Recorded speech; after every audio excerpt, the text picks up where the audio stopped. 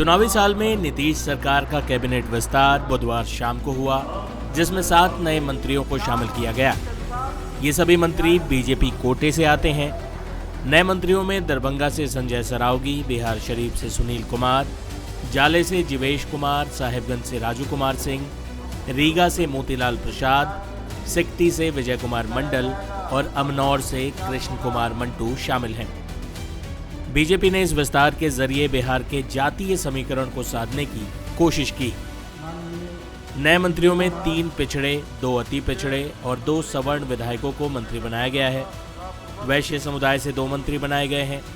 Cabinet विस्तार के बाद नीतीश मंत्रिमंडल में कुल 36 मंत्री हो गए। अब तक सत्ता में बड़े भाई की भूमिका में रही नीतीश कुमार की जेडीयू की संख्या अब बीजेपी से कम हो गई। हालांकि कैबिनेट विस्तार पर राजनीति भी शुरू हो गई है। नेता विपक्ष तेजस्वी यादव ने कैबिनेट विस्तार पर हमला करते हुए क्या कहा, सुनिए।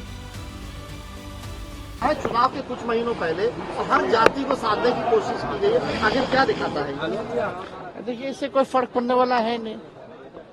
अब रहा होगा बीजेपी में अंदरूनी मामला रहा होगा कि भाई होना चाहिए, हुआ है मंत्रिमंडल का विस्तार, तो आप समझिए कि आखिरी बार नीतीश कुमार जी मंत्रिमंडल का विस्तार कर रहे हैं। अब मौका मिलने वाला नहीं है। बिहार की जनता ने 2025 में एनडीए मुक्त सरकार जो है बनाने जा रही है और इस बार हमें पूरा भरोसा है कि हम लोगों को मौका मिलेगा। पूरे बिहार के लोग, हर जात के लोग, हर वर्ग के लोग अब बिहार को जो है आगे बढ़ाना चाहते हैं। नीतीश जी हमारे बुजुर्ग हैं, इसलिए हम आदर सम्मान करते हैं, लेकिन अब बिहार चलाने लायक वो सक्षम नहीं रह गए, अब योग्य नहीं रह गए, थके हुए हैं, ना कोई विजन है उनके पास, ना कोई रोड मैप है। वही घसीटा फसीटा योजनाएं चला रहे हैं, जिससे बिहार के लोग जो है लगातार नीति आयोग के सूचकांक में अगर देखें, साक्षरता के मामले में बिहार सबसे फिसड्डी है। प्रति व्यक्ति आय और निवेश में बिहार सबसे फिसड्डी है। किसानों के आय में बिहार सबसे फिसड्डी है। बेरोजगारी में, महंगाई में, पलायन में, गरीबी में बिहार नंबर 1 है। 20 साल नीतीश जी को बिहार के लोगों ने मौका दिया। अब बिहार की जनता कहती है बस इस बार और नहीं। इस बार मुझे पूरा विश्वास है। हम नौजवान हैं, हमारे पास विजन है, रीजन है और एक मौका बिहार के लोगों से चाहते हैं कि एक मौका आप देकर के देखिए। 17 महीने में जैसे हम लोगों ने मुद्दे की राजनीति की, काम किया, 17 महीने में हम लोगों ने आईटी, स्पोर्ट्स पॉलिसी बनाई, टूरिज्म पॉलिसी बनाई, एमओयू 50,000 करोड़ का कराया, मानदेय लोगों का बढ़ाया, 5 लाख नौकरियां ही नहीं बल्कि 3.5 लाख नौकरियां प्रक्रियाधीन कराई। वैसे थके हुए मुख्यमंत्री को हम लोगों ने जो असंभव कहते थे नौकरी रोजगार के बारे में, उनसे हम लोगों ने संभव कहलवाया।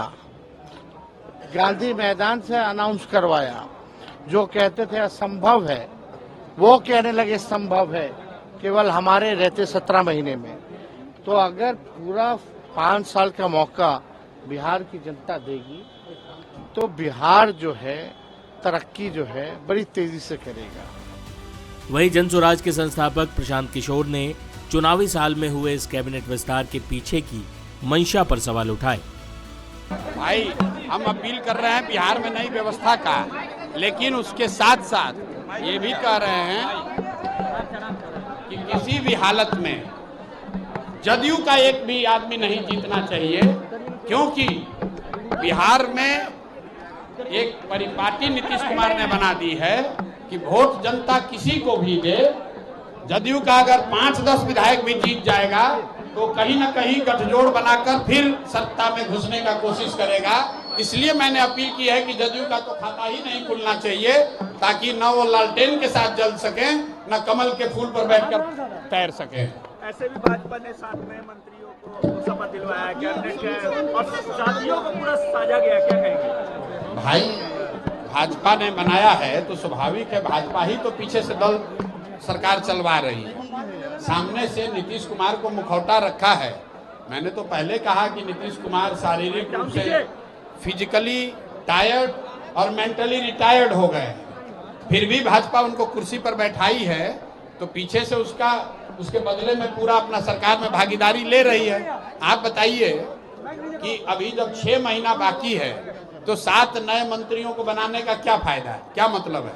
उसका 2 ही मतलब है कि कुछ संसाधन लूट का काम और बढ़ाया जाए और जनता को जाते जाते जितना लूट सकते हैं लूट लें, और इस कुछ जातियों को संदेश भेजें कि भाई तुम्हारे जाति के एक नेता को मंत्री बना दिए।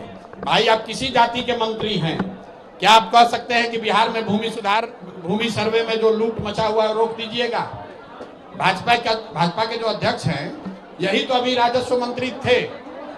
क्या भूमि सर्वे में लूट नहीं हो रहा है? क्या कोई मंत्री ये कह सकता है कि बिहार में स्मार्ट मीटर के नाम पर जो धांधली बदमाशी हो रही है रुक जाएगा? क्या बिहार से भ्रष्टाचार रुक जाएगा? क्या बीपीएससी का जो अनियमितता हुआ उस पर लोगों को न्याय मिल जाएगा? क्या पेपर लीक नहीं होगा, ऐसा दावा कर सकते हैं? तो मंत्री कोई बने उससे क्या फायदा है? चलाएगा तो अफसर ही।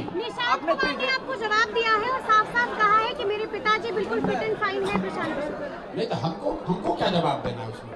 आप लगातार सेहत। अरे हम तो सीधा अभी फिर दोहरा देते हैं कि नीतीश कुमार मानसिक तौर पर और शारीरिक तौर पर मुख्यमंत्री बने रहने के लिए स्वस्थ नहीं है। अगर स्वस्थ हैं तो और कुछ नहीं, कैमरे पर आकर बिना कागज देखे अपने मंत्री परिषद के साथियों का नाम और उनका विभाग बता दें। मैं अभी से पूरा अभियान वापस लेकर नीतीश कुमार के समर्थन में उनके लड़के की तरह हम भी खड़े हो जाएंगे। कुल मिलाकर बिहार ही अगला राज्य है जहां चुनाव होने हैं। ऐसे में बिहार की सियासत में हुई हर हलचल के सियासी मायने निकाले जा रहे हैं। बिहार में हुए इस कैबिनेट विस्तार पर आपका क्या सोचना है? अपनी राय कमेंट बॉक्स में दें।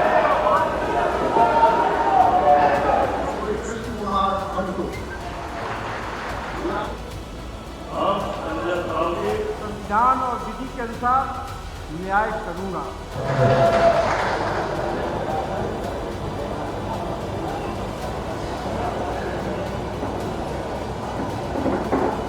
के रूप में मेरे विचार के लिए लाया जाएगा अथवा मुझे ज्ञात होगा उसे किसी